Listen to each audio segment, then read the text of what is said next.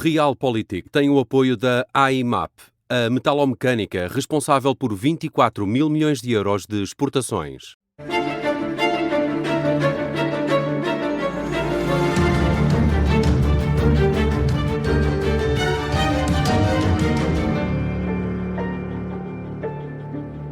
Bem-vindos ao Realpolitik, uma conversa sobre a política e atualidade todas as semanas aqui na Rádio Observador e em podcast. Eu sou o Miguel Pinheiro. Eu sou o Sérgio Sousa Pinto. E nós hoje vamos falar, claro, sobre o que é que sai destas eleições presidenciais, mas antes, precisamente porque esta é uma conversa sobre a atualidade, nós temos de começar com a demissão da Ministra da Administração Interna, que foi há umas horas. Luís Montenegro vai mesmo ter de fazer uma remodelação. Sérgio, deixa-me só começar por citar as palavras de um sábio. Pode ser? Já estou preparado. Então, vou citar. Uma remodelação exige preparação e execução meticulosas nos seus diferentes passos. Escolha das pessoas a convidar, formulação dos convites, conversa com os ministros cessantes, proposta ao Presidente da República e divulgação pública. Só um Primeiro-Ministro provido da autoridade política e moral consegue fazê-la com sucesso. Cavaco Silva. Muito bravo. Devemos ter aquele tim nos concursos de... Precisamente. O professor doutor Aníbal Cavaco Silva, explicando a quem quisesse aprender... O tom professoral e didático não engana. Muito bem. Luís Montenegro não conseguiu fazer nada disto, não é? Bem, não conseguiu, não esteve aos comandos deste processo, não, manifestamente. A Ministra da Administração Interna decidiu sair e não foi feliz no exercício dessas funções. Também é a altura de lembrar que foi uma excelente provedora de justiça. Não foi igualmente bem sucedida como Ministra da Administração Interna. Agradecer o seu serviço e esperar que o Primeiro-Ministro encontre uma solução para o lugar. Provavelmente virá dentro do Governo. É difícil conceber, no quadro em que estamos, apareça de fora do Governo alguém para ser posto aos comandos de um Ministério tão sensível. Pode acontecer, pode ser alguém que tenha outro tipo de experiência governativa. Falava-se também na hipótese de um ex-autárquico, mas de qualquer forma aqui o ponto é tudo isto saiu do controle do Primeiro-Ministro, não é? Quer dizer, saiu, isso não há dúvida. Aquilo que é a primeira função de um Primeiro-Ministro, que é controlar os tempos do seu governo, Luís Montenegro não conseguiu, não é? Isto não é maneira. Ainda por cima, estamos todos preocupados com o que se está a passar em Coimbra. Também há problemas noutras zonas do país, em Almada, mas em Coimbra há o receio de que possa haver um problema grande e, neste momento, o Ministério da Administração Interna está sem chefia, tem que ser o próprio Primeiro-Ministro a assumir transitoriamente o posto, não é? Sim, o Estado de Estado tem que tomar posse rapidamente e retomar as suas funções. Essas coisas acontecem.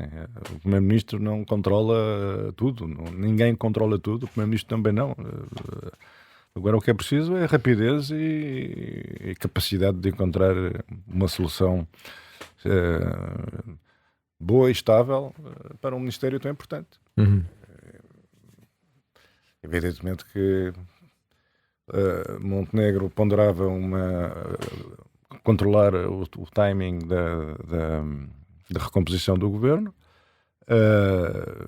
Viu-se confrontado com uma situação que é esta. Não vale a pena especular sobre as razões da ministra. Quis sair. E diz uma coisa, se tu fosses Deus nos livre, já está a começar mal. Primeiro-Ministro, neste momento, ou melhor, este seria o momento para fazer uma remodelação mais profunda ou não?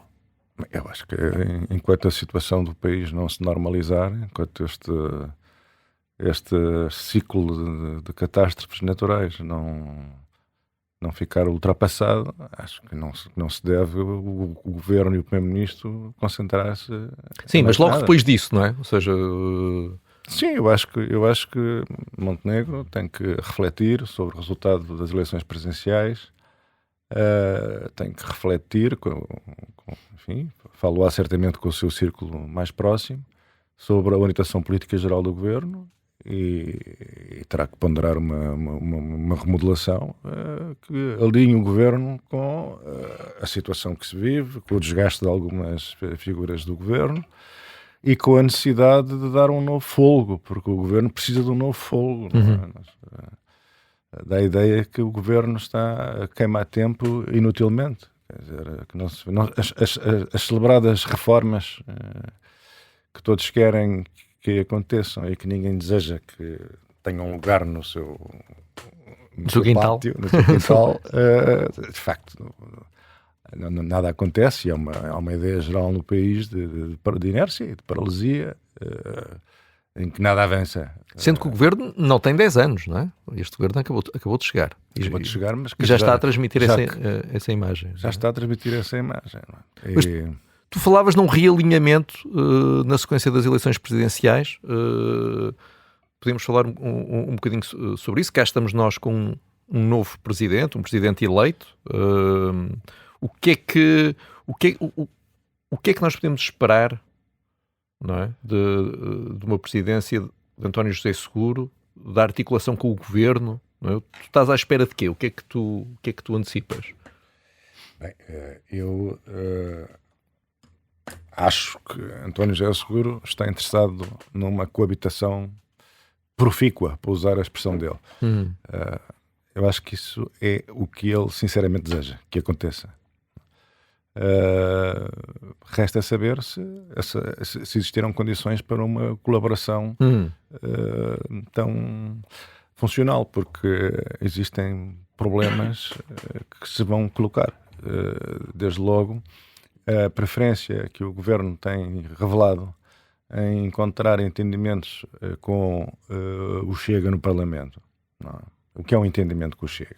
O entendimento com o Chega é uma negociação que, como qualquer negociação, redunda na incorporação de propostas de um lado e do outro. Claro que o essencial são as propostas do governo, mas o governo tem que sujeitar-se a aceitar certas propostas do Chega. Nós vemos isso na imigração, nos estrangeiros, na lei da nacionalidade, que depois serviram para o Chega andar para desfilar para cima e para baixo pelo país, muito orgulhoso das suas contribuições legislativas. Ora, as contribuições legislativas do Chega, o produto dessas negociações, têm chumbado no Tribunal Constitucional, e é natural que muitas delas sejam pura e simplesmente intragáveis para o Presidente da República. Ou seja, não há boa vontade, não é? Ou como diria a missionária Maria Lúcia Amaral, o Presidente da República pode não ter condições políticas para pura e simplesmente promulgar a legislação que seja, do seu ponto de vista, claramente incompatível com os seus valores, com os princípios e com a sua leitura da Constituição.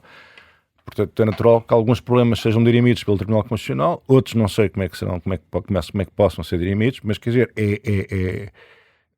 eu julgo que o principal obstáculo a uma cooperação útil e construtiva é essa circunstância de o governo procurar entendimentos com o Chega. Mas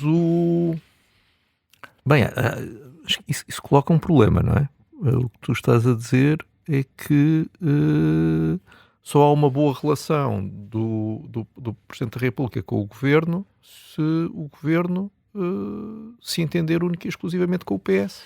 Não, que por acaso, por mera coincidência, é o partido de onde veio o Presidente da República. Não era bem isso que eu queria dizer. Eu acho que o Governo devia explorar a sua relação com o PS, e acho que não o tem feito, e acho que da parte do PS há vontade de conversar com o PS. Não quer eleições, o PS quer que o Governo governe, o PS tentou na lei da nacionalidade um compromisso com o Governo andou ali a fingir que negociava com o PS, depois considerou que era mais inteligente fazer um acordo com o Chega e acusar o PS de ser o partido permissivo, que deixava entrar o Industão inteiro por Vila Franca acima. Pronto, foi uma escolha estratégica. É o resultado da vista, não é? Agora vamos ver que estamos todos aqui impacientes para ver quem é que vai reconstruir a região centro. Mas se calhar discordavam, não é? Ou seja, quer dizer, se a AD discordar do PS, tu achas que vai haver um problema, que o Presidente da República vai apresentar problemas, a legislação aprovada com o Chega? Eu pergunto isso. Eu digo com o Chega porquê, Miguel? Porque se for a legislação sem a carga habitual que o Chega traz consigo,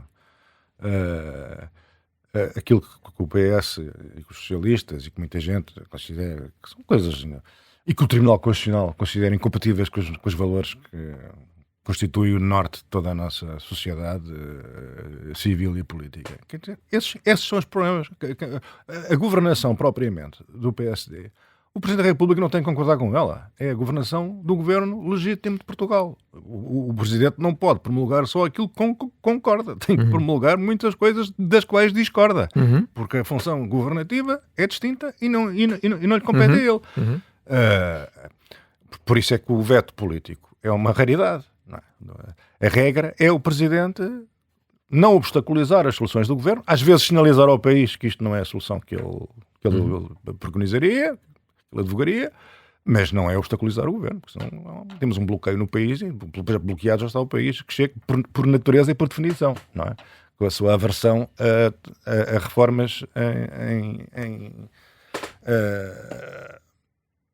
sempre que elas afetam os nossos interesses, e um entusiasmo enorme quando as reformas afetam os interesses do vizinho do lado. Porque eu falava disto porque fiquei com a sensação de que na noite das eleições António José Seguro fez questão de, para usar a expressão, normalizar o Chega. Ele disse que a partir daquela noite ele deixava de ser adversário de André Ventura e que eles passavam a ter o dever partilhado de trabalhar para um Portugal mais desenvolvido e justo. Ou seja, tratou o André Ventura e o Chega como um ator político igual a qualquer outro, não é? Por isso é que eu estava a tentar perceber como é que tu vias isso, porque ouvindo esta declaração, a ideia com que eu fico é de que o Presidente António José Seguro não terá um problema de base, não é? Com a legislação aprovada entre a AD e o Chega. Olha, do ponto de vista democrático e institucional, o Chega, quando tinha um deputado, o deputado André Ventura, e agora que tem dezenas de deputados na Assembleia da República, sempre lhe foi devido um tratamento respeitoso, porque, objetivamente, representa um setor da opinião. E, portanto, num país democrático, tem que ser respeitado na Assembleia da República, e mesmo na altura em que se defendia que o Chega não podia eleger vice-presidentes da Assembleia e que não podia ficar à frente de comissões, eu sempre me opus e sempre digo que, do ponto de vista democrático, o Chega devia ser tratado como um partido normal, embora não seja um partido normal. E por não ser um partido normal, eu considero, isto é uma opinião, que o Chega não deve aproximar-se do poder. Em circunstância nenhuma. Acho que isto é um perigo coletivo para o país e para os nossos grandes consensos constitucionais. Acho que o Chega representa uma ameaça porque faz parte e para os interesses políticos do país, para o chamado interesse nacional. Nós íamos falar das recentes declarações de Macron sobre a relação entre a Europa e os Estados Unidos. Nós temos que perceber que neste momento, nesta época pós-ideológica, chamemos-lhe assim, uma das mais importantes linhas de fratura que dividem a opinião e a política são aqueles que são a direita anti-globalista, como eles dizem, nacionalista, anti-União Europeia, simpatizante de Trump, simpatizante, enfim, no mínimo conivente com Putin. As situações nacionais são diversas, não vamos pôr todos no mesmo saco, mas há esta orientação. Portanto, uma espécie de trumpismo europeu ligado à direita populista a ordem liberal, a Constituição Europeia, o aprofundamento da União Europeia, o aprofundamento do mercado interno, a construção da autonomia estratégica da Europa. Portanto, quer dizer, estas são as grandes questões. E nós bem sabemos qual é que é o ponto de vista do Chega na política portuguesa. Portanto, há a questão constitucional e há a questão propriamente política. Quer dizer, que a crise da União Europeia é tudo o que nós não precisamos. Mas também, Sérgio, também temos de, olhando para o outro hemisfério, O PS teve um acordo que lhe permitiu governar com forças políticas durante a geringonça que eram antiglobalistas, anti-União Europeia, pró-interesses russos, não é? E, no entanto, a verdade é que, mesmo assentando o governo nessa base de acordo com forças que entendiam isso... Mas repara, foi um acordo... Eu sei que tu foste contra a geringonça, não é? Eu sei que... já não ia trazer essa medalha. Essa medalha, já um pouco encardida pelo passar dos anos. Mas a verdade é que o acordo foi de incidência parlamentar, não teve repercussões na política externa portuguesa, que eu tenha detectado. Não, claro, mas poderia haver um acordo de incidência parlamentar entre a AD e o Chega, no limite, não é? Enfim, podia. E isso não tem... Eu julgo que o Presidente não deverá intrometer-se no jogo parlamentar. Portanto, a não ser que... estamos aqui a falar de cenários hipotéticos. Isto aqui, não sei se este tampo de mesa é madeira ou não sei. Mas imagine-se um cenário em que há uma fragmentação eleitoral de tal ordem que o Chega fica com a votação que teve nestas presidenciais, fica milimetricamente à frente, não é? E, portanto, tem que ser convidado a formar governo. Eu acho que o Presidente da República deve procurar, junto dos outros partidos, uma solução de governo que afaste um Primeiro-Ministro, André Ventura, do exercício de funções tão importantes e estratégicas para o país.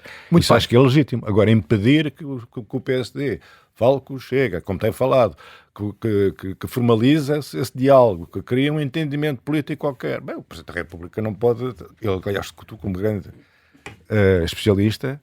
sacarneirista e enólogo. Sabes bem... Enólogo? Não, enólogo. Ok. Pensei que... Sabes bem que a interferência do Presidente no jogo dos partidos nunca traz nada de bom. Corre sempre mal. Bem, já voltamos para falar mais sobre presidenciais. Até já.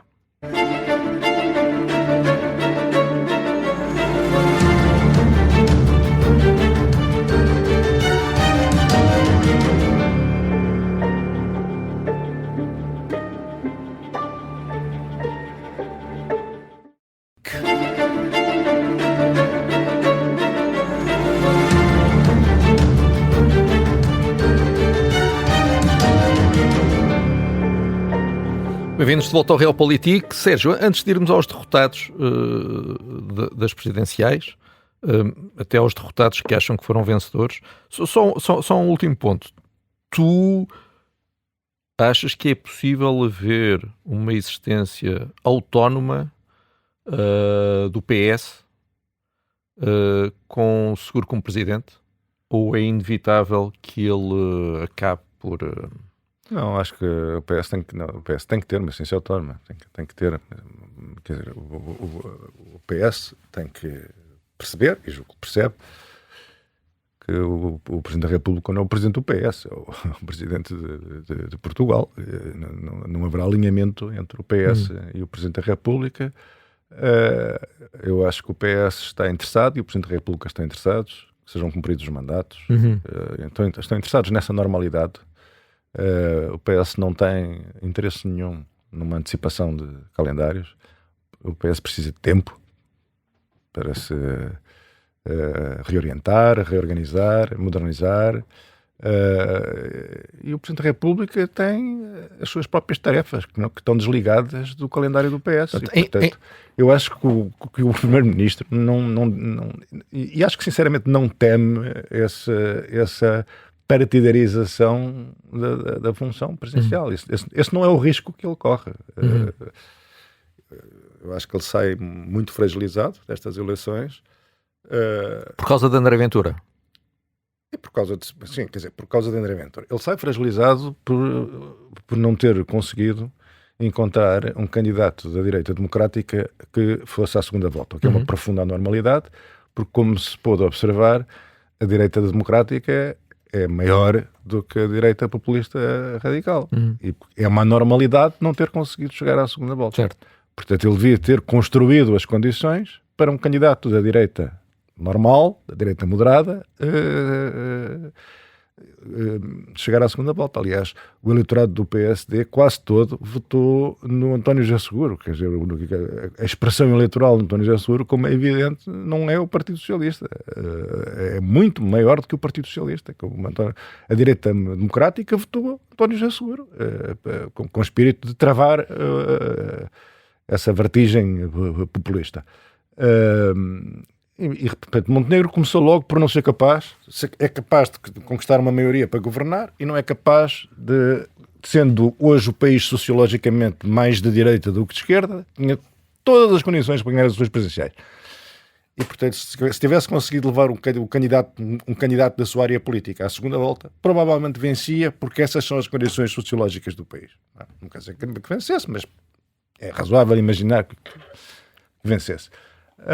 Mas diz uma coisa, vamos aplicar isso ao PS. Sim. O PS teve eleições presidenciais em que nem sequer conseguiu forçar uma segunda volta, em que teve vários candidatos da sua área política, o voto também se dispersou. Sim. Porque é que isso para o PS, que estava no governo, não foi um risco? E isto é porque foi um risco. Nessa altura... Foi um risco, mas na altura, vamos lá ver, as eleições presidenciais são, como é evidente, muito personalizadas. E eu julgo que o PS, evidentemente, que isso constitui um risco para o PS, mas quer dizer, é completamente diferente a situação. Porque hoje o governo tem uma base de sustentação muito precária no Parlamento. E vive confrontado com o dilema se deve considerar o seu principal adversário o Partido Socialista ou se deve considerar o Chega o seu principal adversário. É o segundo partido, como vai recordar, e é um partido que quer destruir o PSD, quer ocupar o território político do PSD, quer crescer pelo PSD dentro. E foi, em certa medida, o que voltou a acontecer numa proporção de cerca de 300 mil votos que vieram, obviamente, do PSD. Foi o PSD que, entre Seguro e Ventura, preferiu votar em Ventura. Coincidirá mais ou menos com 1/3 da votação de Coutinho de Figueiredo, segundo dizem os especialistas. E, portanto, há aqui um processo de salamização lenta, progressiva do PSD. E isso, evidentemente, que é um grande desafio para Montenegro. E agora tem um presidente que não apoiou, que não quis apoiar, foi outro erro. Porque quando nós olhamos para o eleitorado e vimos como é que o eleitorado do PSD vota esmagadoramente Seguro e o primeiro-ministro mantém-se aqui distante. Quer dizer, essa desvalorização da função presidencial, que foi uma coisa que Montenegro vem treinando com o presidente Marcelo Rebelo de Sousa, não é? Que nunca tratou nunca lhe concedeu a importância institucional que merece o Presidente da República. Está claramente a tentar prolongar essa metodologia de relacionamento com o Presidente da República, desvalorizando o Presidente. Eu não acho, para um governo numa situação tão precária, nas condições novas do país, com esta volatilidade eleitoral, que a fidelidade partidária parece que é uma coisa do passado. Nós assistimos a vagas eleitorais que andam para a frente e para trás, livres de qualquer filiação política, ideológica, enfim. Não é o cartão de militante, mas é o sentido de ligação a uma área política, um partido que a representa. Então, há uma enorme volatilidade. Sim, mas e tudo isto, quer dizer, o governo está ali com uma maioria precária, tem que reformar. Se não reformar o país, todos nós podemos imaginar para onde é que isto vai caminhar. Sim, mas eu diria que também há um perigo eleitoral se o governo for percepcionado como estando a governar com o beneplácito de uma figura do PS, que é António José Seguro. Imagino eu. Então, achas que é positivo uma guerra com o Presidente? Em certos momentos, se calhar. Acho que uma governação com Montenegro Seguro, que fosse o espelho da governação António Costa, Marcelo Rebelo de Sousa, em que pareciam irmãos gêmeos, poderia ser complicada nas próximas eleições. Se bem que, atenção, há aqui uma coisa em relação por causa do Chega, não é? Mas há aqui uma coisa em relação ao Chega. Eu acho que nós devemos evitar interiorizar uma narrativa que André Ventura tem e o Chega, que é a seguinte: cada voto no Chega, em qualquer circunstância, em qualquer momento, é um voto para a vida. Nós agora assistimos a isso outra vez. Então agora André Ventura chegou a 1,7 milhões de votos na segunda volta e os votos são dele. E os votos são dele, não é? E acho que há muita gente a interiorizar isso. E quer dizer, vamos lá ver. Vamos então aplicar isso a toda a gente, não é? Na segunda volta votaram 5,4 milhões, não é? 1,7 milhões em Ventura, que é o dono dos votos. Seguro também pode ser o dono de 3,5 milhões de votos, então. Claro, não é? isso, mas... Coutinho de Figueiredo é dono de 900 mil votos. Aliás, ele acha que é. Isso acha que é. Gouveia e Melo é dono de 700 mil votos. Ele até falou na hipótese de criar também ele um movimento ou um partido. E porquê que o Manuel João Vieira não há de ser dono dos 70 mil votos dele, não é?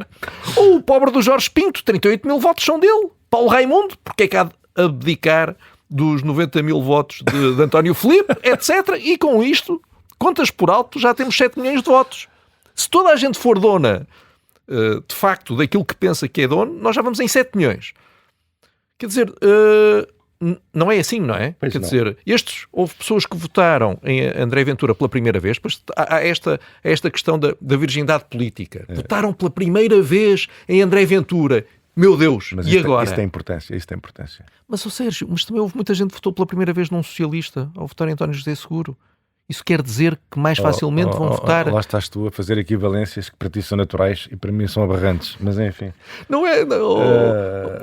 Sérgio, não querendo voltar a uns programas atrás, há muita gente à direita para quem é de facto um sacrifício sobre-humano votar em alguém do PS. E nós até já sabemos que essas pessoas correspondem a 1/3 do eleitorado, que é muita gente. 1/3 do eleitorado preferiu votar em André Ventura. É preciso ter consciência disto. É preciso, não vamos evadir-nos da realidade. Não, claro, é assim.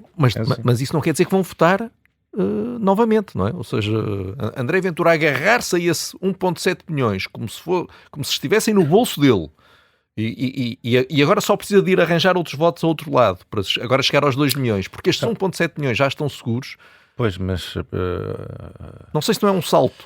Mas vamos lá ver, essa salamização existe, historicamente. O PRD funcionou como ponte para muitos votos do PS para Cavaco Silva. As pessoas não passavam do PS para o PSD. Fizeram um estágio votando no PRD e depois decidiram votar em Cavaco Silva. Julgo que isso aconteceu com uma parte, sigo, quem sabe destas coisas explica, uma parte significativa do eleitorado de Coutrinho terá feito também essa trajetória, quer dizer, pessoas que não votaram em Ventura, mas votaram em Coutrinho, depois já acharam que já era para votar em Ventura, quer dizer, essas trajetórias existem, isso é objetivamente assim. Não é? 900 mil pessoas votaram em Coutrinho. Coutinho Figueiredo foi o candidato derrotado que mais rapidamente agiu. Se fez bem ou mal, pois vamos esperar para ver. Mas criou um movimento, não é? Com base no pressuposto de que os 900 mil votos são dele. Ou seja, que ele os consegue mobilizar e acionar. Sim, esse é o objetivo natural que ele tem. Pronto. Portanto, logo aqui o primeiro ponto é houve 300 mil pessoas que votaram em Coutrinho, depois votaram em Ventura. No futuro, vão para onde? Não é? Vão virar-se para onde? Não é? Porque Coutrinho parece-me a mim que quer fazer assim uma espécie de movimento macronista, não é? Em que pode ter ali a iniciativa liberal numa posição subalterna, juntar outros grupos e fazer ali uma coisa muito personalizada. Acho que é uma não é? imagem... E nem sei se isto é sustentável, se ele não terá que ir a legislativas com isto. Não sei se é possível esperar 5 anos. Ele para ir a legislativa já tem um instrumento que é a iniciativa liberal. Mas é curto, não é?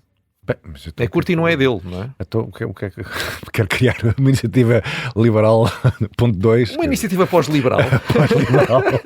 Não, atenção, eu não sei o que é que está na cabeça dele, mas aqui o meu ponto era mais o de que as pessoas não podem votar 2 vezes, só podem votar uma. E por isso, a dada altura, estas 300 mil pessoas ou votam para a AD, ou confiam em Coutrinho, ou confiam em Ventura. Eu só não dou por certo, como Ventura dá, como Ventura nos tenta convencer a que nós também demos como certo que aqueles 1,7 milhões são dele.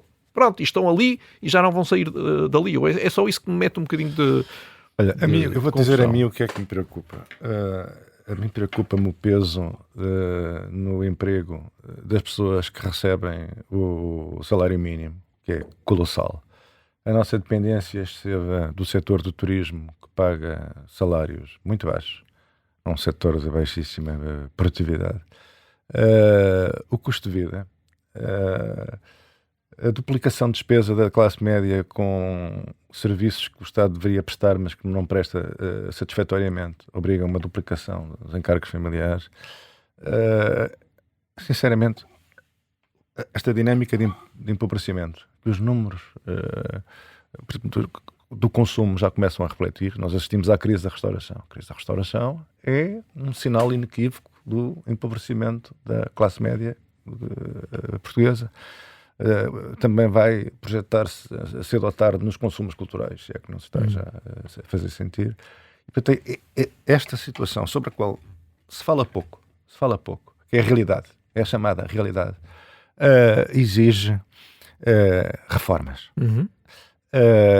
E se essas reformas se não for politicamente viável a um qualquer centro, polo reformista, seja ele na esquerda ou na direita, fazer aquilo que tem que ser feito, eu julgo que o partido de André Ventura vai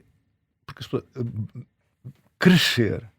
Já conseguiu, em eleições presidenciais, 1/3 da votação.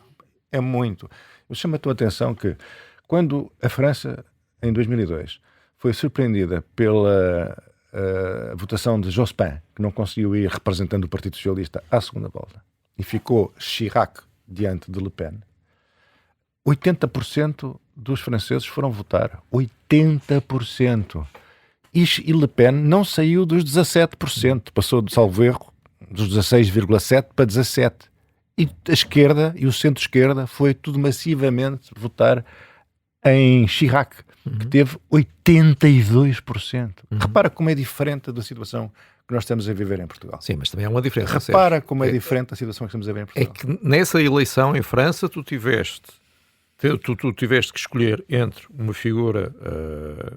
em primeiro lugar, tiveste que escolher entre uma figura da extrema-direita.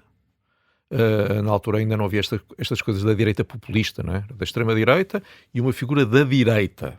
E, portanto, não houve uma divisão do voto da direita tradicional. Aqui, por mais que possas lamentar, foi entre uma figura da direita populista e uma figura da esquerda. E isso levou a que alguns votos, 300 mil votos da direita clássica, optassem por Ventura. Se nós tivéssemos tido aqui André Ventura contra Coutrinho, por exemplo, isso não iria acontecer. Ele teria os votos da esquerda todos na mesma, não é? Acho que isso ajuda a distinguir. E depois há um outro ponto. Jean-Marie Le Pen desvalorizava as câmaras de gás. Quer dizer, apesar de que estamos a falar, não é apesar de tudo, estamos a falar de uma figura radicalmente diferente de André Ventura. Tu podes dedicar-te a essa escatologia totalmente diferente das direitas e extremas direitas da Europa, mas tu reconhecerás que o Front Nacional são os amigos franceses do Chega, não são do PSD. Está bem, mas nem ou do seja, Coutrinho. A Frente Nacional hoje é muito diferente daquilo que era na altura. Não é? Mudou muito, muito, muito. Quer dizer, Le Pen desvalorizava as câmaras de gás. Quer dizer, acho que mais do que isto não é possível, não é? E aqui tens André Ventura, que, repito, o presidente eleito disse que partilha com ele uma responsabilidade de lutar por Portugal. Portanto, a forma... Não me parece que seja possível comparar a forma como o pai desvalorizar democraticamente o seu adversário, que é uma coisa que só lhe fica bem. Mas achas que Chirac diria isso a Marine Le Pen? Não diria. E tem que respeitar o Chega. Tem que respeitar o Chega. E enquanto democrata, é investido de uma responsabilidade que percebeu que recebeu os votos de democratas de todo o país que não são de esquerda, que não são da área dele, tem uma obrigação para com todos de prevenir uma chegada ao poder do partido de André Ventura. Porque isso é um objetivo legítimo. Olha, e já que estamos a falar de já França... agora que foi eleito, que tenha se... Senão só lhe resta oficiar as cerimónias. Então agora quem ganhou? André Ventura. Vamos embora. Não, ele tem uma responsabilidade política. Quem votou nele tem uma expectativa. O que é que une pessoas tão diferentes que votaram em Seguro? Querem barrar Ventura. Por isso é que a gente discute-se. Nós, por acaso, não discutimos hoje. Se este resultado constitui um teto ou não para André Ventura. Não sabemos. Mas a verdade é que eu acho que se não se fizerem as reformas necessárias, este resultado não é um teto para André Ventura. Porque o grau de frustração e de desalento do país em relação a uma realidade que é pouco falada... vai ter um impacto político e só pode ser esse. Isso não há dúvida de que o eleitorado, principalmente à direita, mas não exclusivamente à direita, está à procura de uma coisa que não existe. Quer dizer, esse eleitorado olha para Luís Montenegro e não vê isso. Portanto, há aqui qualquer coisa que está a faltar e as pessoas estão à procura dessa solução. Olha, o centro-esquerda que também está preocupado com isso. Não, sério, por isso é que eu disse não apenas da direita, precisamente. Sérgio, nestes últimos 5 minutos vamos só manter-nos em França, porque tu querias falar sobre o Macron, que falou com jornalistas há dias, tem um plano, quer apresentar um plano numa reunião de líderes europeus que no fundo leva a uma transformação da Europa, das políticas europeias, da relação nomeadamente com os Estados Unidos, e tu achaste isso muito importante. Eu achei muito importante, mas como sou indisciplinado, há bocadinho já me alonguei um pouco sobre o tema. É muito importante porque o Presidente no fundo Macron...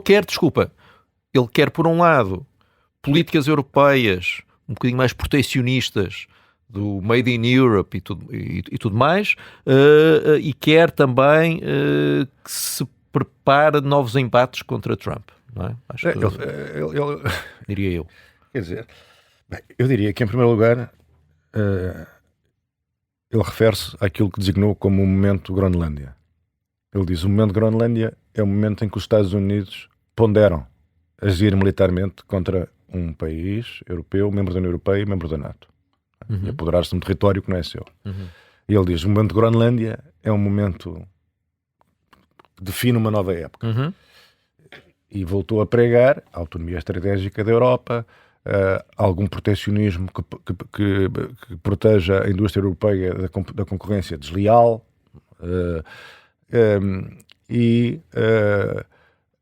na minha opinião, trouxe outra vez à discussão o problema central do federalismo europeu. Eu acho que ele apontou diretamente em direção ao federalismo, a ideia de que é preciso partilhar mais soberania, é preciso aprofundar a integração política do continente, ou seja, tudo o oposto da agenda antiglobalista de Trump, do Front Nacional, do Orban, do André Ventura, o oposto. Portanto, de um lado, dos antiglobalistas, que é um palavrão que inventaram para não dizer que são nacionalistas, e do outro lado, o projeto federativo europeu para constituir uma potência relevante e respeitada no mundo que consiga proteger os seus interesses. Portanto, é por isso que a intervenção de Macron ele está a contribuir para definir os termos do debate político do futuro, que vai largamente assentar nessa ideia de micro-soberanias insignificantes, são tudo ilusões. Veja-se bem qual é que é a soberania objetiva de Portugal em face dos Estados Unidos. Objetivamente é o quê? Traduz em quê? O poder da Comissão Europeia, que continua e permanece à frente de uma potência económica e comercial que é a maior do mundo. E, portanto, Ele fala nos 450 milhões de consumidores. Agora, já se sabe que Merz e Meloni não estão de acordo com nada disto, não querem nada disto, olham para Macron da mesma forma que Trump, assim como uma espécie de cadáver adiado que procria. Sim. Pronto, está aqui a falar muito e tal, mas daqui a um ano vai-se embora, já não tem força política para nada, não vale a pena ligar-lhe, é deixá-lo ali a falar. Está a criar-se realmente esta aliança Itália-Alemanha que enfim, que substitui o eixo França-Alemanha. Portanto, o mais provável, além de terem uma visão diferente, não é? Ou seja, não acham que a solução não é um maior protecionismo europeu, até porque isso iria agravar as relações com os outros blocos, com os Estados Unidos e com a China. Portanto, discordam totalmente disto. Portanto, isto não vai lá, não é? Vamos lá ver. O protecionismo, nós atingimos um tal grau de integração económica global, não é? Por exemplo, na indústria automóvel, quer dizer, a quantidade de automóveis alemães que são fabricados na China e que são vendidos no mercado chinês, quer dizer, o nível de integração, esse protecionismo não pode ser entendido nos termos tradicionais, como uma forma de garantir que indústrias ineficientes e empresas zombies sobrevivam artificialmente com dinheiro dos contribuintes. Não pode ser isso, não é? Sim, mas há quem diga que a França, que não fez reformas nenhumas, ainda agora, anda-se a arrastar e não faz reformas nenhumas, está a tentar dar um salto, aproveitar esta nova forma de financiamento até das economias europeias, eurobonds e tudo isso, para continuar a não fazer reformas nenhumas, está ali quietinho. O Macron até citou Portugal, não é? Até citou com admiração as reformas feitas em Portugal. Realmente a França não é propriamente o campeão mais evidente para isto. Não é, mas às vezes os cadáveres adiados podem usar de uma franqueza. Certo, também não tem nada a perder, não é? Há formas de vida mais gesticulantes e demagógicas. E o Macron avisa-nos. Seremos vassalos dos Estados Unidos. Se é assim que queremos viver, é para isto que nós nos encaminhamos. E, portanto, há uma parte de verdade nisto. Certo. Sérgio, está feito. Voltamos na próxima quarta-feira, em direto ao meio-dia e em podcast. Também sabe que pode seguir-nos nas plataformas de podcast para receber um alerta a cada novo programa. Nós sabemos que vocês têm vidas muito ocupadas. E assim é a maneira de não perderem nenhum programa. Até para a semana, Sérgio. Até para a semana.